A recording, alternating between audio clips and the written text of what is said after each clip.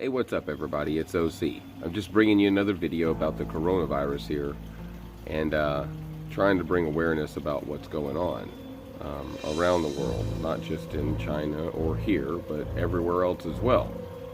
Things are starting to become unglued everywhere. People are starting to realize it, but only where it starts happening. I'm sure that Italy didn't think it was going to be happening there either, but now it is. And they weren't prepared either. So now the shelves are emptying and nobody's ready. So basically what I'm trying to say is you need to get ready now. These kind of figures on the news and stuff like that, and the preparations, the lack of preparations, should tell everyone that they need to prepare. Just because everyone else in the world is now, and we're still sitting here just living the Kardashian cartoon life. Sorry, they're doing, they're just going on watching whatever Housewives of whatever shitball city tonight. With that being said, here you guys go, another episode of this coronavirus outbreak saga.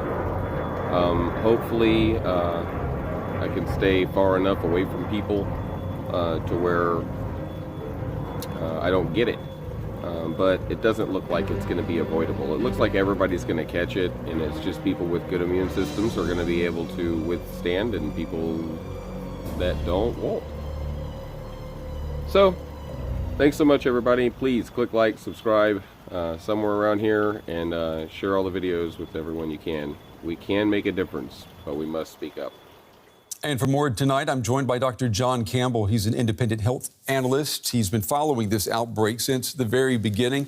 Doctor, it's good to have you on the program. Why did the World Health Organization not declare the coronavirus a pandemic? And does it even matter? Yeah, I think the World Health Organization, like the rest of us, have been learning about this virus as we go along, because it's a new zoonotic infection. It's come from animals, and it's a novel coronavirus that hasn't been recognized in humans before. So to begin with, things like the pathogenicity of the virus, how virulent a disease it caused, how it was transmitted, all those things weren't clear. So it's taken time to evolve in our thinking, for research to be done, and for the World Health Organization to assimilate all this information. But as well as that, the World Health Organization has a balance to make between causing undue panic and distress, maintaining economic well-being, and the protection of the health of the world's citizens, and they sort of have to pick their balance. I would say they've been a little bit on the cautious side this time, overall.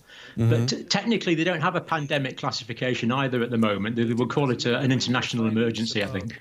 Well, I mean, maybe this is a matter of semantics, but what would change if the WHO did declare this to be a pandemic? I think if the WHO clearly said it was a pandemic, that's language everyone can understand. So some of the technical language and descriptive language the WHO uses, people don't really get the message. But if you say pandemic, that's got an impact. That really affects people. And it would also affect governments around the world. And I think it would trigger individuals, areas and countries and governments to make much greater preparation for this virus. Because this virus is going to be very difficult to stop because of its transmission characteristics. But what we need to do is slow it down. We need to contain it. And that will give us more time to prepare. And it also means we'll get less people who are very sick all at the same time. It will be more spread out. And we'll have more medical facilities available to treat people that need it. Well, Dr. Campbell, you say that we're still learning about this virus. And because of that, and because we see the virus spreading, shouldn't all countries then be handling and treating the situation as if it were a pandemic? Shouldn't they be preparing for outbreaks within their borders? Well, countries vary a lot on the capacity they have to do this. So many poor countries don't have the infrastructure set up, they don't have the trained personnel, they don't have the facilities in order to fully prepare for a pandemic. This is part of the problem. But the impression I'm getting now with the situation in South Korea and Italy, which of course are both advanced westernized countries, and they're having trouble with this disease now. I think the penny's starting to drop with other countries around the world, and they are realizing that this is a serious threat to their citizens and that this is going to come and become a pandemic.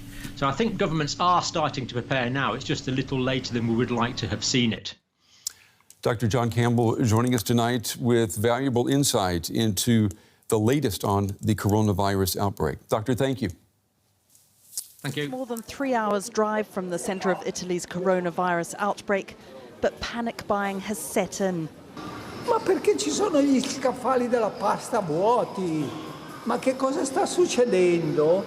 Manco quando è scoppiata la seconda guerra mondiale c'era stato un panico così. Perhaps this is human nature. When fear sets in, reach for comfort food. Italy now has the highest number of COVID-19 cases outside Asia. 219 people have tested positive and 6 people have died. It's currently centred around Lombardy and Veneto in northern Italy. Several towns have been placed in lockdown. Here they're stockpiling, unsure when they'll be allowed to leave. Yet do they really have more cases than the rest of Europe? We spoke to one of the doctors treating coronavirus patients. The question is,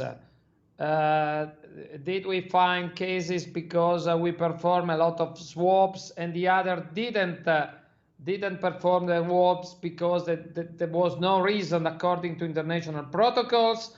So in other words, there are other outbreaks in Europe that we don't know because authorities didn't look for it, or we are so unlucky to have the only outbreak in Italy.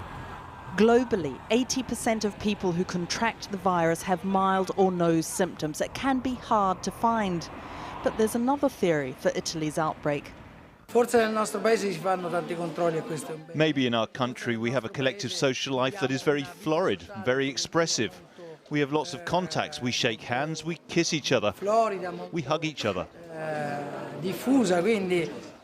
The virus has now officially been detected in 28 countries and more than 2,000 deaths have been confirmed.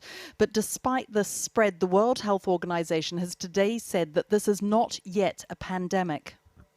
For the moment, we are not witnessing the uncontained global spread of this virus, and we are not witnessing large-scale severe disease or deaths. Does this virus have pandemic potential?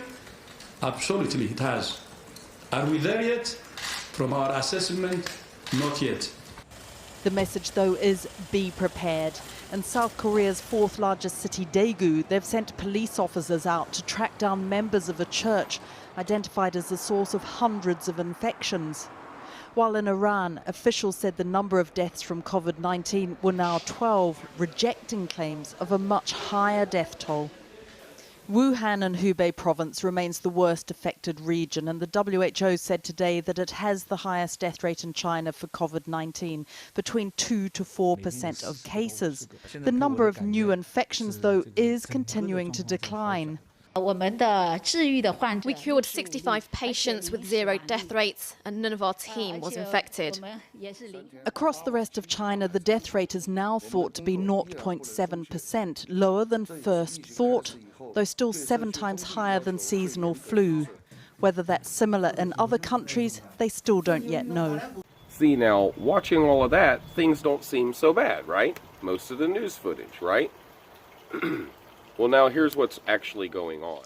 Well, fears over the coronavirus have sent financial markets tumbling around the world. Investors have become increasingly nervous that the virus could have a big impact, not just on the Chinese economy, but the worldwide one too. Our business and global trade correspondent Paul McNamara joins us now from the City of London. Paul, how bad have things been on the markets today? Yeah, pretty bad. I mean, pick pretty much any stock market around the world, Kathy, and tonight I can show you a red line tumbling downwards. Let's start with Italy. Tonight their stock exchange down 5.4%. Not all that surprising given the lockdown you saw earlier on of Italian towns, but it's not isolated there though. In the US a short time ago, the Dow Jones down 3.3%, and that was echoed here in the UK. The FTSE tonight closed down 3.3%. Okay, so 3.3%, how bad is that? Pretty bad. 3.3% is the biggest single loss in a day in more than 4.5 years. 3.3% means that right now the 100 biggest companies in the UK are worth about £50 billion less than they were this morning. Now obviously some companies have fared worse than others. The big losers today, travel companies. So EasyJet down a huge 17%. IAG, the owners of British Airways, down 9%. And TUI, the world's largest tour operator, down 10%. And all of these losses come back to coronavirus. Lots of eye-watering numbers. So just take us through why investors are so worried. Well, one economist was saying to us today, it's not so much the virus they're worried about, it's the response to the virus. And as you saw in that report earlier on, the response has been lockdown. And so you can see why travel operators and travel companies are being clobbered. But why is everyone else being hit? Well, it's not just tourism which is seizing up, it's real life. In quarantine zones, no one's going to work. In China, manufacturing has been hit, slowing down massively, which means components aren't being shipped to factories across the world, which means goods aren't being made, which means they will not be sold. And just to give you an indicator of how important China is now to the world economy, back in 2003 when SARS struck, China accounted for about 4% of global output. In 2020, it's expected to be about 17%. It's quadrupled.